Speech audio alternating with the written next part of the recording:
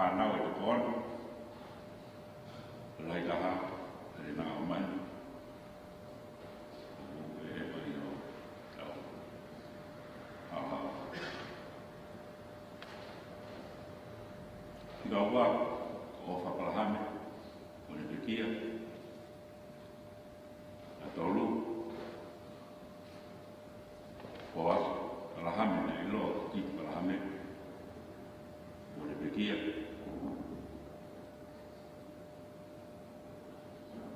Tika wha sa tini palahame o ne pekia koe o mahanga o tika ni ma o reni palahame o sisi taha soane palahame na yako pia helena i he apiako teo e katolika i loa ta sekretari o te mafutapapa. Ea ne maukoa i a tonga manasi o mani o ia e whanau ka houa o e lai taha ka polo o mani mo dua koni whao maka o tika ua o nanse vai. Na ia i mana whanau o Moris, Omani, Sion me Pakaiso, Laka Noi, Boka, Alahama, Tonga, Omani Junior, Ilai Kimi, Omani Junior, Lafetani, Omani, Yamo, Meriane, Alahama.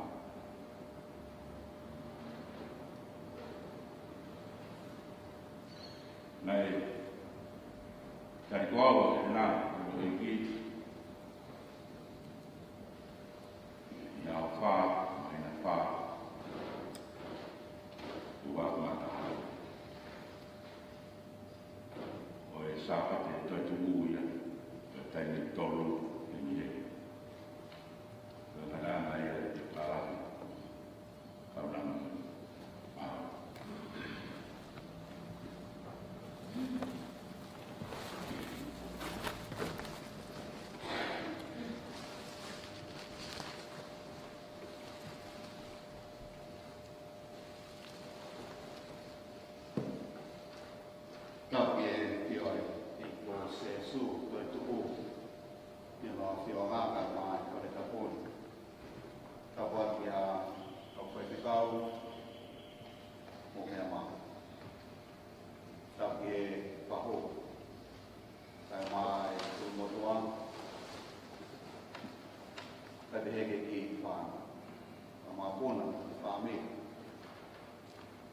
Si kai no ko do be mo ta mai ko fa ko koi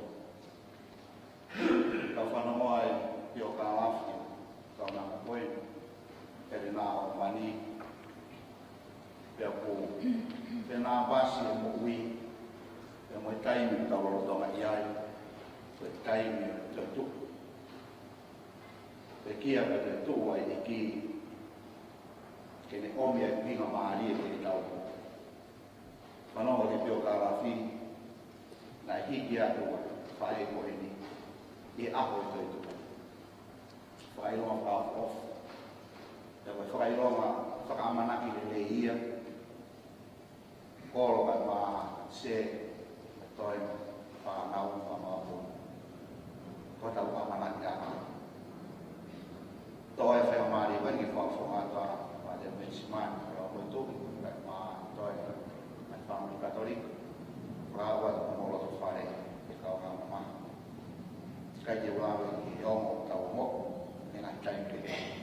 But one of the Mama, to the Foyer, Moto, Family, and Kafanoma Yemowi, the Tamoya, feel a lot of time, the Pompo, with a Framaro, when you was, but they are often Mowi, the Monani, Muni, the Leo, and Mowi.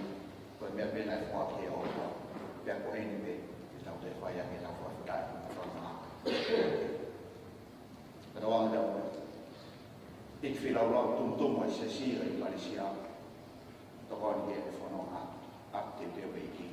Bij maar kan toch dat is van. Maar ja, maar kan toch weer wel van dat. Je wil van maar je moet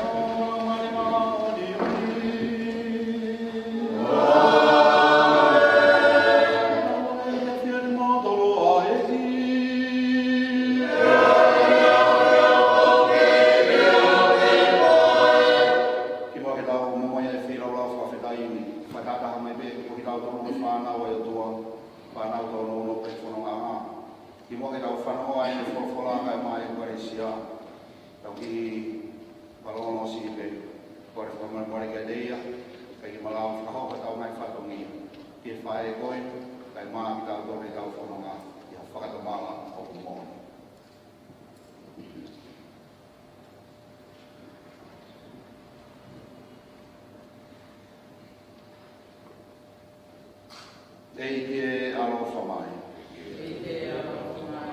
Cristo e alofamai. Eike alofamai. Tau e tau mai ki tau alofai, tau mafi, kore whama kore ia e tau ngāhi awa, kai ta tātak tātou ke mou i tai mata.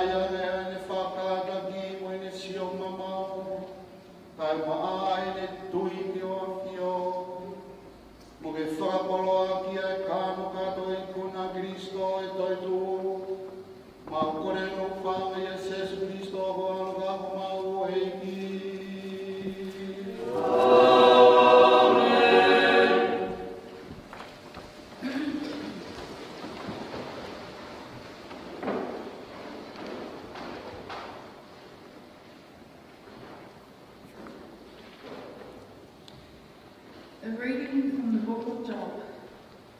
Job, a blameless and upright man, who feared God and shunned evil, once lived in the land of Uz. He has 7 sons and 3 daughters. Owner of 7,000 sheep, 3,000 camels, 500 yoke of oxen, 500 donkeys, and a large number of servants.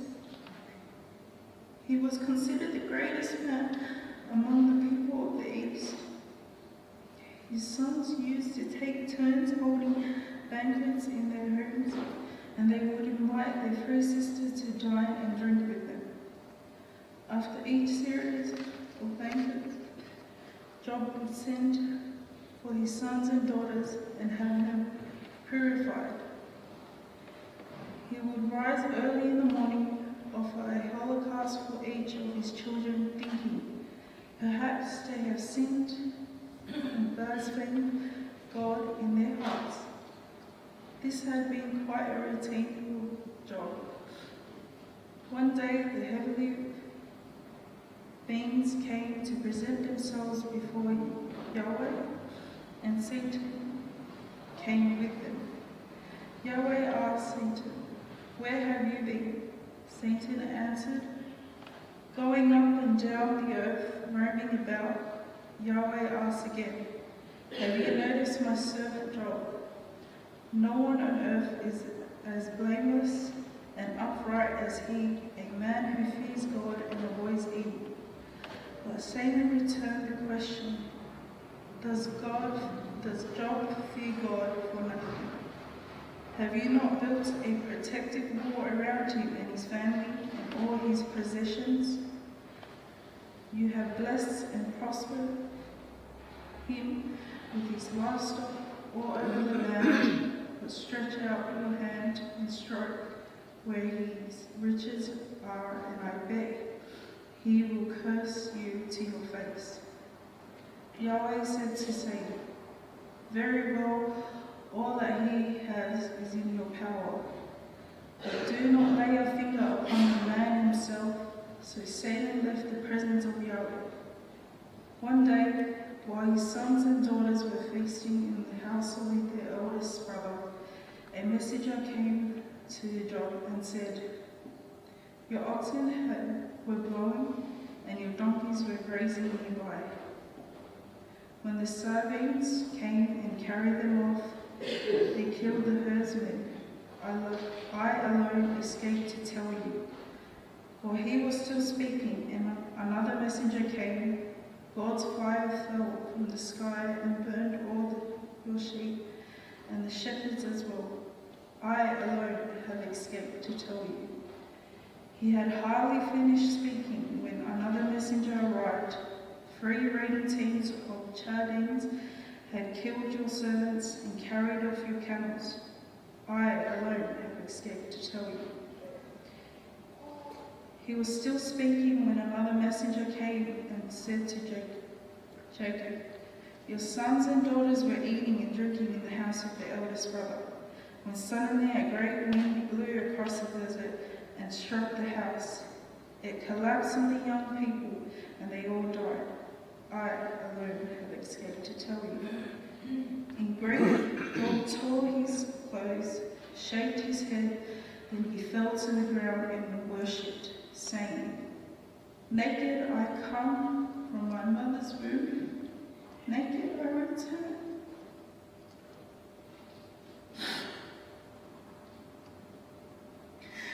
Yahweh gave, Yahweh has taken away.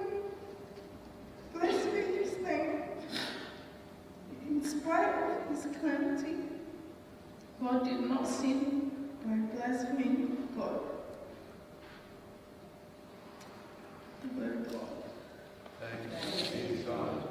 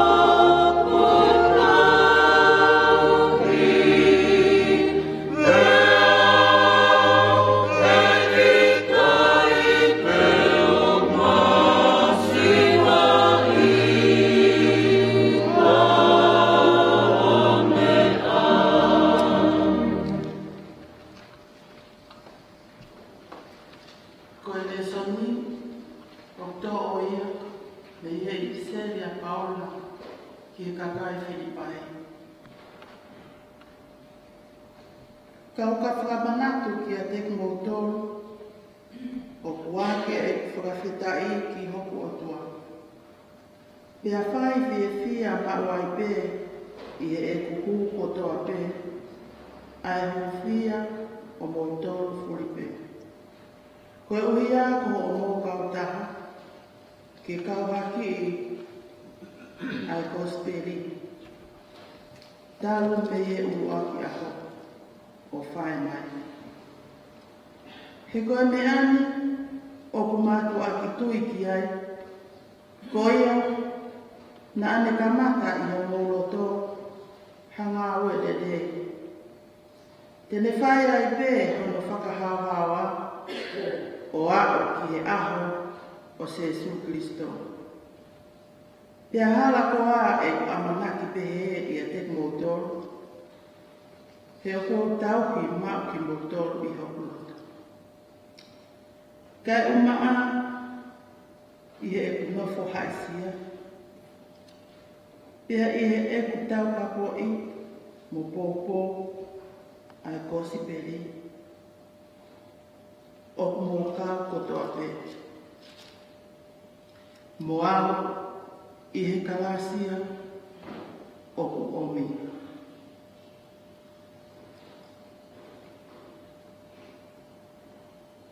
Aia, neo o ene awhio i he anga o e otua, kana e kai tene lau, ene tatau mo e otua. Koe mea, kene haa ki puke ki ai. Ka ke, nā ane whakamasirisiwa i e ia ia. He ne tō o aanga o tamaio e ki. Mo ene hoko i he tatau o e tangata.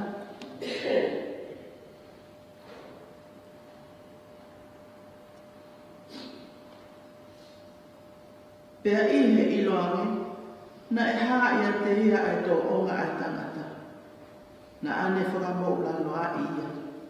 He ne hoko, koe whai tāma fua, o ako ki he ne mate, ka koe mate i he kolosi. Ko hono o pe ia, whokina e mātu aki hake aki i.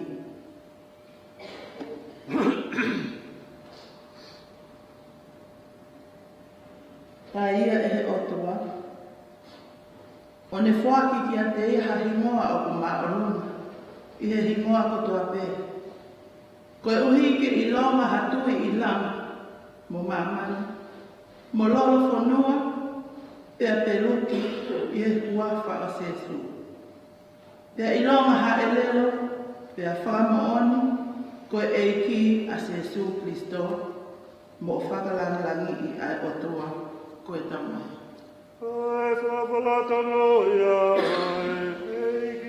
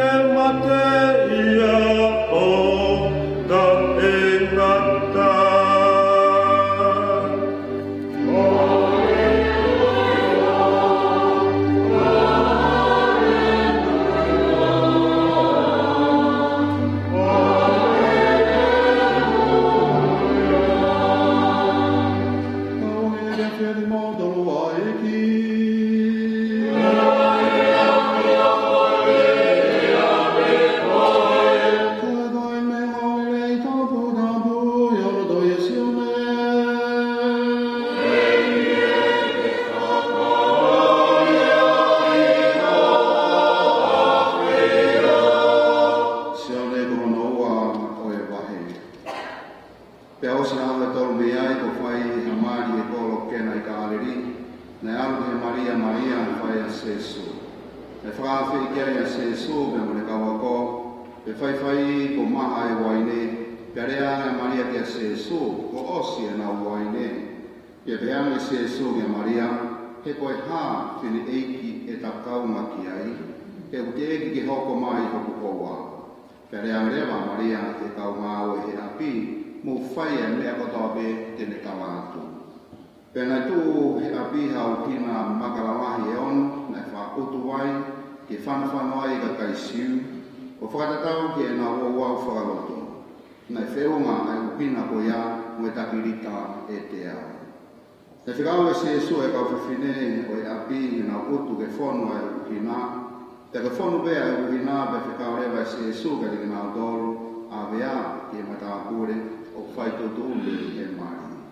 Pena wawere wa ki ai, pe hanga e matāpure, nei whai tutu uli e mari o ahi ahi e wai, ai e po osiri o waine. Nei kai tene ilo e ia, pe kai waine me whe, kāna ne ilo, kana ilo ia he kau ngāwe. Nei ui rewa he matāpure ne tangata mari ke ne aruanga, pene pehea. O kutomoa awe waine rei taha mai kau whakawhe, pe kahi rewa e nau ino, pe toki awe waine mi kai toko sai. Ka ko ke ave whakamui e koe, ai waine rei taha. Nei whai e Sesu, e fuafua mana ko rini, i e kolo ko kena i ka areri. Nei whakahaai e Sesu no langangi, pe nei tui ai ne kawako ki a teia. Pe hiri e ni, te whanua whakataha Sesu mo ne kawako, mo no ngahi te hina, mo ne kawako, ki e kolo ko ka penau me, o nau nofo ai, e a ngahi ako. Te awhi mai e kāpaa pāsoa, e te kaisiu, te whanua hake a Sesu i Jerusalem. Te hawata Sesu ke te mpare, ave aki ai a ihi whakatau pulu, whakatau sipi, whakatau lope, te nofo ai i moha kau iri paa. Tō mai e mai Sesu ha maia, le whia ki ha wipi, nā ki tak se e ki tua e whangasipi mo whangapulu me te mpare. Nā ne haaki mo te pire e kau iri paa ngā, mo vete ai e paa ngā. Pene tamangi ki kau whakatau lope, mo wō ki tua me whangalupe ko e nā, tōko mo whakamāketi ake whare o e utamai. Pe manatua e kau ako a Sesu ke lau ai wholofola, o ku viviri i uloto a e ku mamahiki o whare. E ka merewa he kau takisiu i a Sesu, ko hea mana ki te lau o whai ka mautari o mea o whai. E ka tari e ni a Sesu, hloke te pare ko e ni, kau toe langa ia ahope e tau. Te peheame he kau taki, na tau e whāna fulu maono ai langa o te mpare. Ka ai koa ki te toi langa pe ko i aho e tolu, ka koe te mpare whoki na lau kia i a Sesu ko hono sino. Ka hire toi tua Sesu ki he mate, pe manatu i kau wako ki e nerea, pe na tui ai e wholofola, mo mea katoa pe na e rea aki e Sesu. Koe koe rei tonu ia o e ki.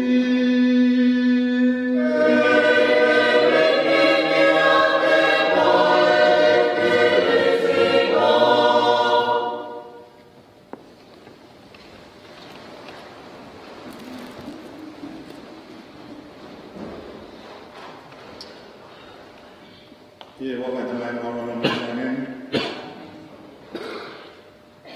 Ko le ke whāwe watap me whape a te rita. Ka whape ai. Ke fu e tau tala whakawhanua. Ka paue ha ere ai tuhi ki hasatu. Ku pau ia i te kaufua. Toki ose pekia a te tu. Pe hiki ai ere mo. Ta kolomo.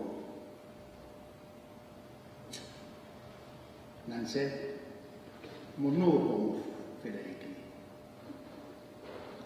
Ko la ponga tahoe ka tau me tahoe a siope, panga na kai ke lau re tae me tahoe.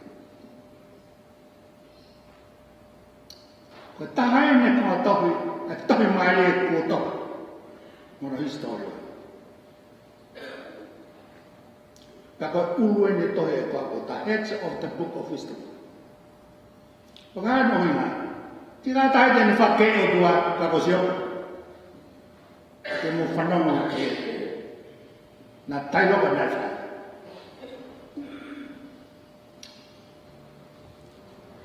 Koi fenga asiope ke whakaha no loto ene o whakio no tua kotoa no loto. Kunia mo pe tono no ai tangata ke kaina ki o tua. Kono hinga ia o tumutu ai ai misa ko sesu pe me fai pela ko pe ko ne moi ke ne tamai na natura tatao. Come na mo esiope. Pe follow straight. Pe mo I fangataia. Panehanga reva o whakamawe o tua ia ko maha. Tau ilo tala no ani ane nehu kono family. Toko na whai whakataha a kau agelo Seraphim, Archangels, que fai na mo ke o tua pe asu ba satana tanga tua na ke fe tanga bilope niope ke mata ke hana ofala pro ta na ke ila siope o ko me mamani tangata ila tua tangata manion tangata failere ka famata he otua ya satan pele satan e pe vai toe o ai pe e si o pe tayana wina tapa we fato ni ba o fa matabu ke ane ni kola e tensu koe e si o pe ka pe do me matabu Cái ilo hane ko dai ko. Pere ba esiope. Ngari asiope ko be ko ka ko to be aki ai.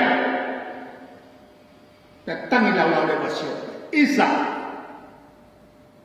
O ko pe he. Ko fai loma.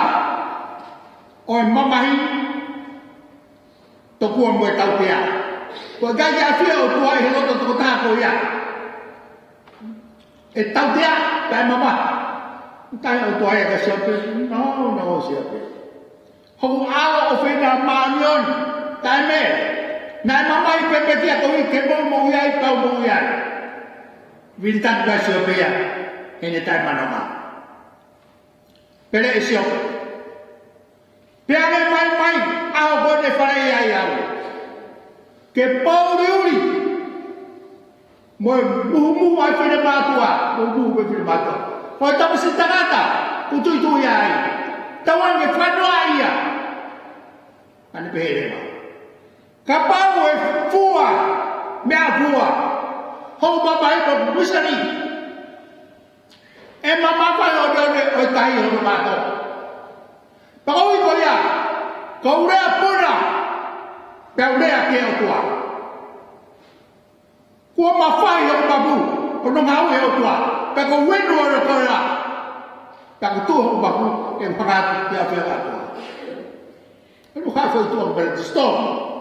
Ke lea o lea mai, ko tua ane pe. Ko hai e tangata ko e, ko ni whawhi pake e pane o tua. Mo ne miesi, whakakau kau. Sai, whakamau hore ta, pea, hai ho piwa ue, hai ho tu peru.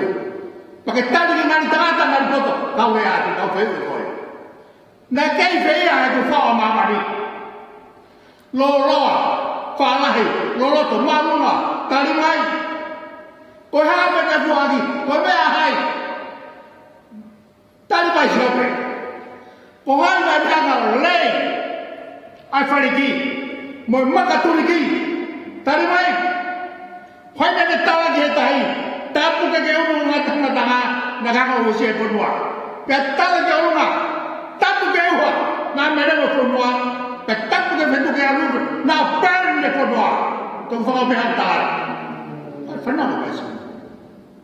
Na kutala ke ne taika pulu o ke mo wana foi o na mo mai ke to le ko hi na wo sia e ku ka kai tali mai sio pe tu ko na sio ko de teringa e ki e pe sio pe a e fo mo fo ko kita ke we pe ko pe ki das exist how I be to speak that to my Lord e ki ko fa to bala ko to ko ina ko ma Fana ko tena ka ya ko mata. Fa mo mo da ko fa to ma. Ya fa ko ke ya. Ko tani ta. Yes, take your word back. Otherwise, I take my life. How dia semua dia fakar na kon. I came from my mother's naked. Naked I shall return. God has taken back his home. Thì không thể được qua, nên phải không phải, theo tôi không thể được qua về. Có ý kiến là qua đi, có ý kiến là tôi áp lên đây, tao phải có những pháp tài kiện đó. Thế là mà bây giờ tao phải phá máu, phải kia, mà tôi là về, tao về, mà đi tao phải này, nào phải bisa kutuannya po, kau tamai. Angka sepsi masih bahawa mengifana pei, kau tam gifana. Oh, kau apa hei kau mau tamai, tara kau tua tamai sesu. Oh kamu mau kore, oh tamai tu mau tamai, tara dia, dia mau tamai pergi aflona. Provide us bread, protect us, provide all the things which are funded to do. Các tôi ya asio be. Ông tôi hỏi là tôi em tôi apologize in pai. I always like this readings. I thank my God whenever I think of you. Every time I think of you, I pray with joy. Because when I said to you the gospel, you will act and took it into heart. A very bad power. Kau yang tak pun faham ada ni, kau turu ke kau aku ikuna. Kau tahan expression dari mu fakirsan. Kau mau fakirsan ni, tahu pun fakir kau apa. Hangai kau pun ni, kau umur dua tahun ni. Kau faham apa mohe, kena apa. Kau si faham apa family ni, kau apa kewa. Asal pe, macam kau kui kau mampu talau, kau pun buang apa. Pak ulang fana mo na may pada siya. Laka atan ba ba? Kau uspoy ni. Nanti mana kapek tu? Kata kata siya. Kau mai. I know kau apa. Farm Winnie. Winnie my best friend. Kau Winnie. Tu pihak ni feed. Pulva motor. Kau tambah fakapul. Kau fakapul ulu kau tak. Boleh kau tak. Kau ni. Kamat itu tu musalu fimi ya. Hak yen. Kau fili kau ni terima. Atau kau fili pada mak pun boleh bawa. Papa awak tu mak okey boleh bawa. Kau tu orang bawa. Kakek kau lot kifal lot. You go by yourself. Kau fili mau papa mak aku dihanga. Oka hawa. Kekole, kufagi family. Lauma. Kau fitai, kau faham mereka apa? Kau apa? Kau faham apa? Kau mahu ni apa kita tahu apa yang kau tuai ni kau lebih baik kau faham. Kau tahu kau faham rich his prayer life. Kau tahu mana orang sampai ni kau nak faham. Kau yang mati kau time kau mesti 5 years time kau yang hata.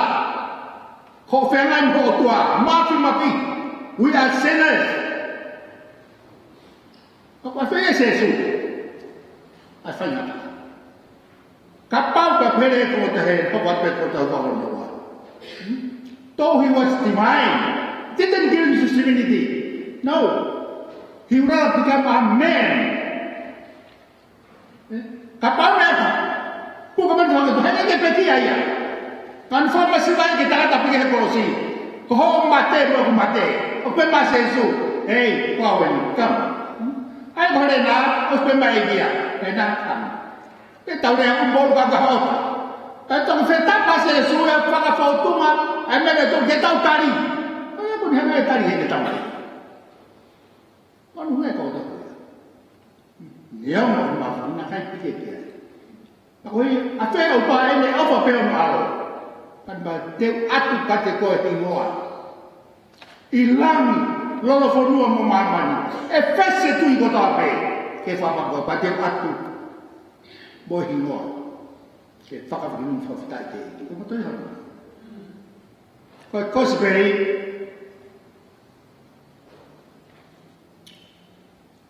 Manutu ko lok whai mana na seso. Pe a tau pe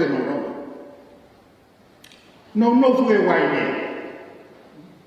Ai ha tu wai pe ka ta no mai wai ne.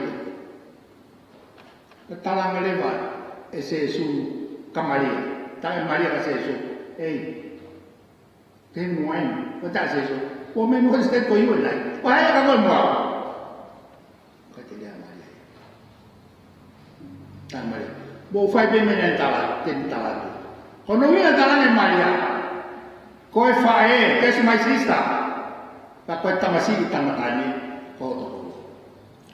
Koe ai, koe a pe oku whae. Koe toko wa ko mai. Ana tu in talana. Kena hangai si sok whae ene kula ki mana. Koe pule i whae. He kai genga, he kai osu tau mo ke tau whae. Kau tangata iloa. He mui se se kau fae fita. Ko gastima.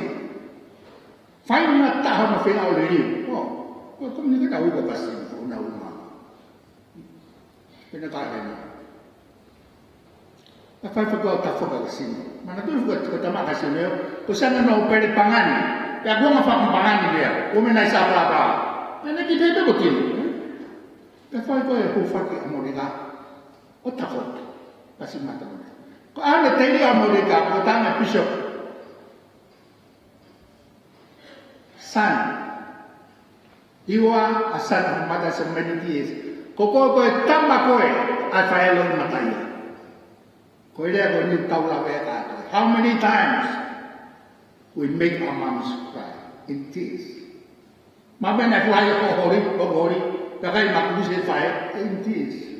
Mabe na fahari at tao tayo sa uma, lau ka kayo in tears.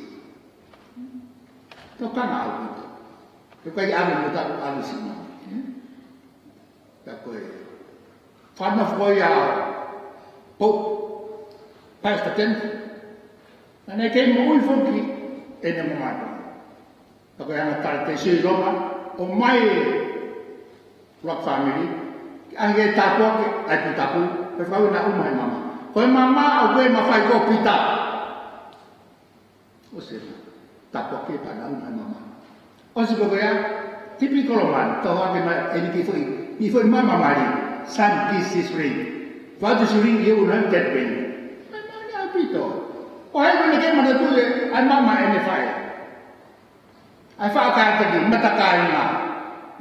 Ai fai o sika bele na. Ke mau. Apa ni ko ako fae.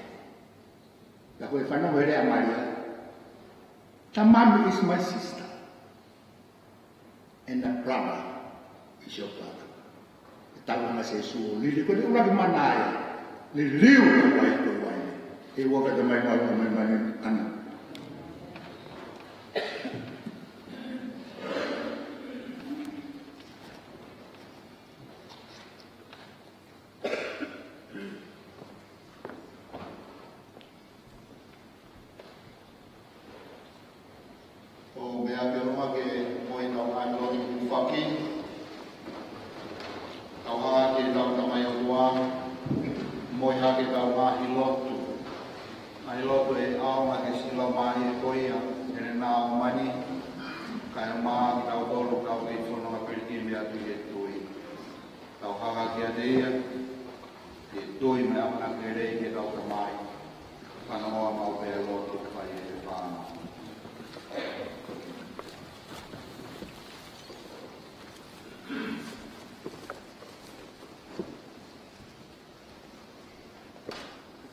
Eke na whanonoa e he mate. Ai ka umea o Lazaro si. Whawhia mari i anu ki mato i o maulotu mamahi.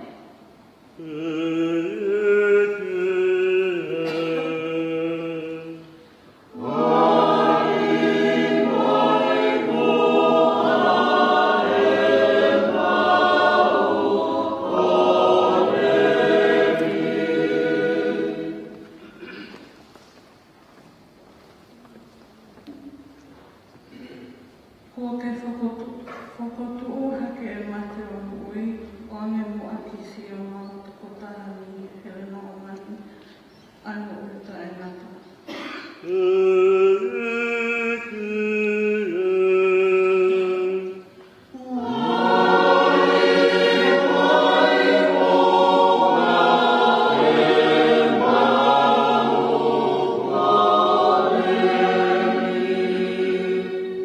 Nā ke whakapapau i a palataisi ke tangata kai haa na whakatomala, o ange mua ki si o mau toko tahani ai whiawhia o e wani.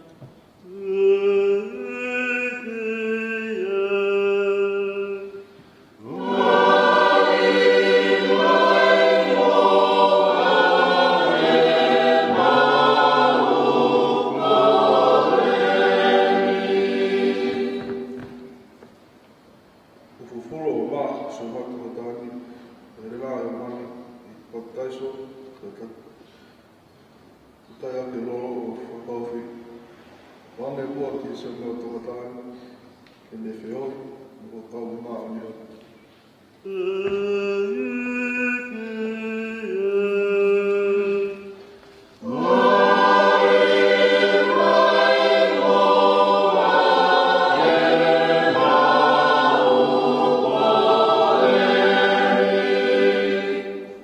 Nane mea kai aki o sino mo tataa. O ange mua ki a hele nā o mani. Hana mo fo ana i he tau mawha hapure ana whahe mani.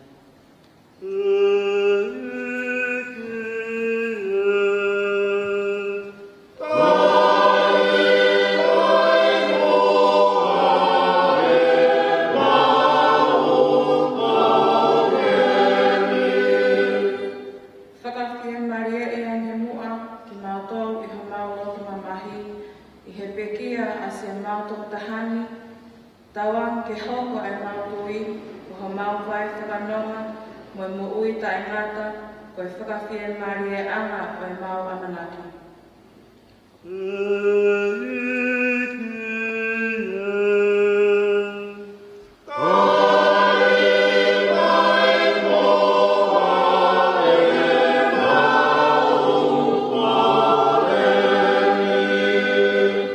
Mai e mani be mai o malau e mau whare a kong koe. Moi whare a kero e loto sika kai koe ni mo whare a mai. Whangātua se Jesu Christo o alo a mo mau i.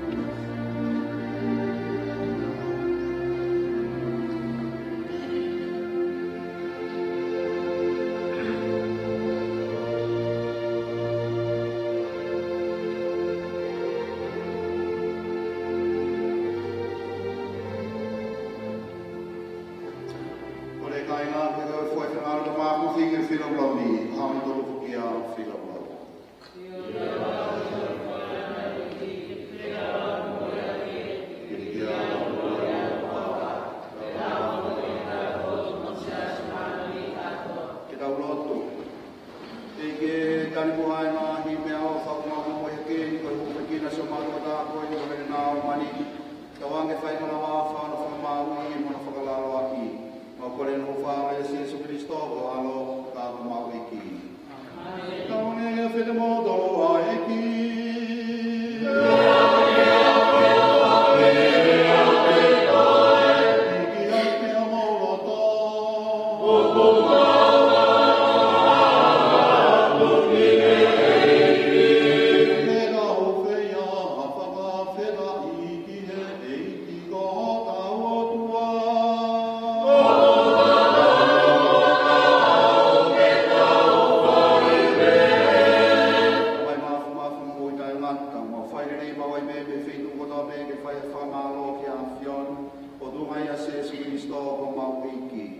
Ia te ia nane toi tuku me he mate ke mafua mai e tau amanaki ki a toi tuku.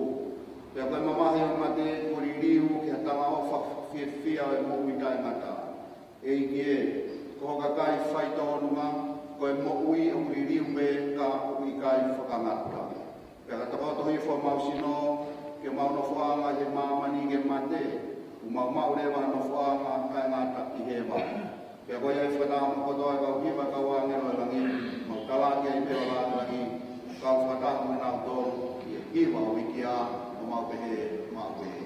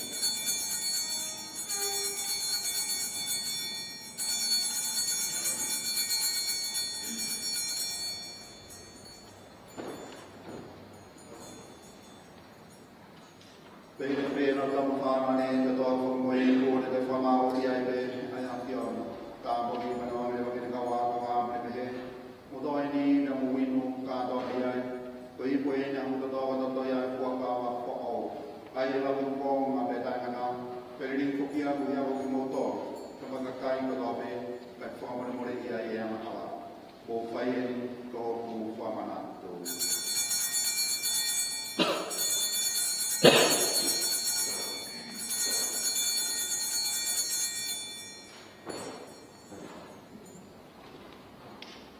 Oh, Mr. Daniel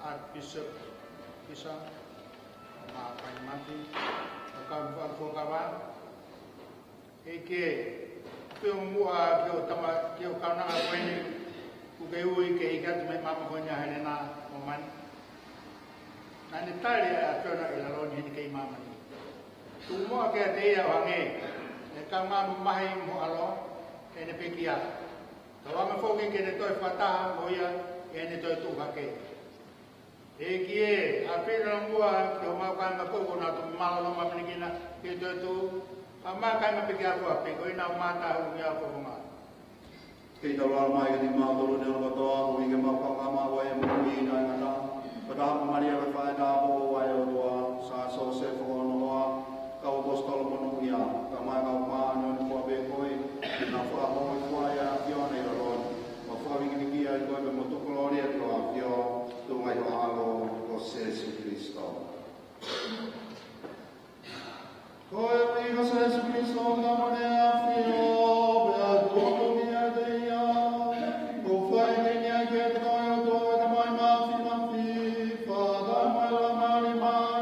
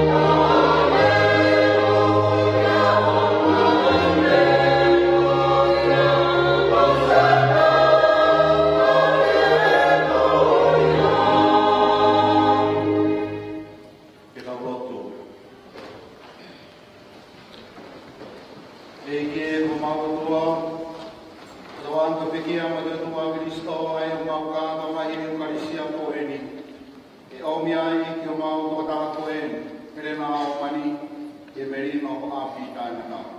Ma kore no mwhao mai a Jesu Christo o alo a o mau eiki.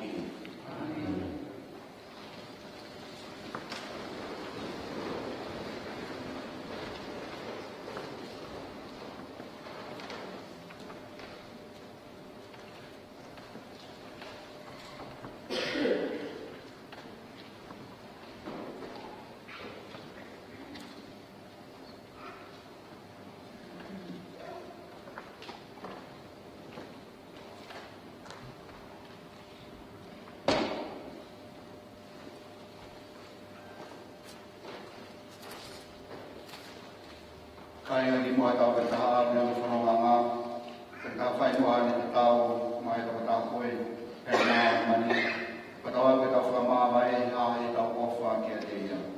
Peke ni whamā mai ke tau roto mamahi, whakatau kaua ia i tau tua merie, ia ia ao e taha, i tau te whiloa ki whia, i hama he ofa benisto o iku nai ai mea kotoa me, i o te amo mate, te te whaka aua e a moina.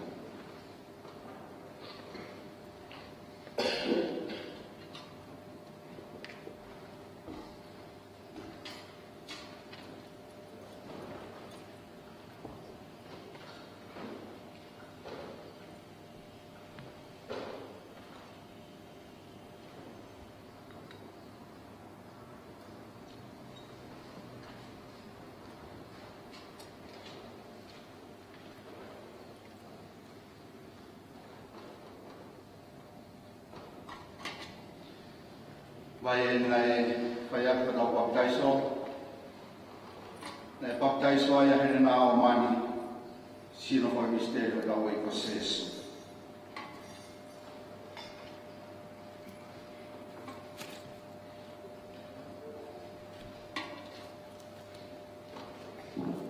Koe hiki nai pekia ka te tuku, nā toro nā pekia ia te ia. Whakamana kere kere tau. Whakakaua nā mua ke sino wa misterio tau e koseso.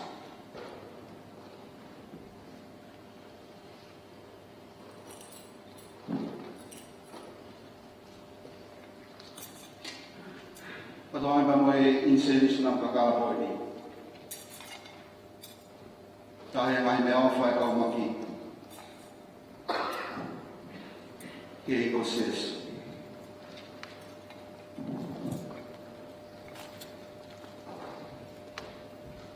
Te ko ia ko tu. Ko fai se ka. Ko e palo fita. Aho ka ko taiso. Ka ho ka ko tu. Ko fai se ka. Te a ko e palo fita. Anga e ko ko ni. Ko insenis nang kakalan. Ko fonga e ka mo fekina. Mai kama.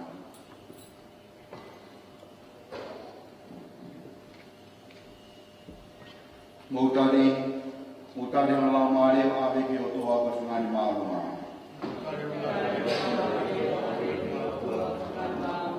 Mo mga maana na o toa to ni ia, mo mga wangero ai ki e whakitawa ki ki a te ia.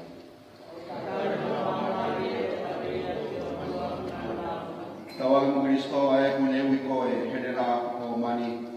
Kinawe ko ki a te ia be, tawang itangi ko e kawangero ki patpata o e pawahane.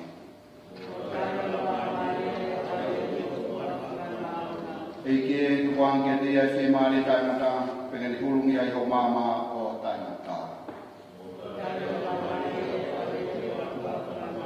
Kita lotu. Tamai mau whaka tio mau kata koe ni ko here nā o mani ki o tōku pui ni ma. Mau loto tōnu a whanahui nā tōru mana o peki e Kristo, tēne tō tuha ki a whanui. Watahai te mu Kristo o tainata. Mau whakatai ko a whio ko ki awe tāpua ki ko li o mai ki sa mau tō tahan. Roto mai ni ki imu ui lao ni. Whakahaa kia ia ho tau whakaita mai ki ni mau tolo. Kai maa whake mau kau ngā mea na kau maano ni i a Jesu Kristo. Kei ke whahifu ke mau koren, kari whiwhia mua sa mau tō tahan ki parataisi. Ka ke tohani ki mau tōru ke mau lawa whakanonga ke loto mako ke mau tui. kai ua ko mau te whanau moia i e whiawhia e moia o kai ngata. Ma kore no whāngu, se Christo o alo, ka hapa mau i ki. Amen.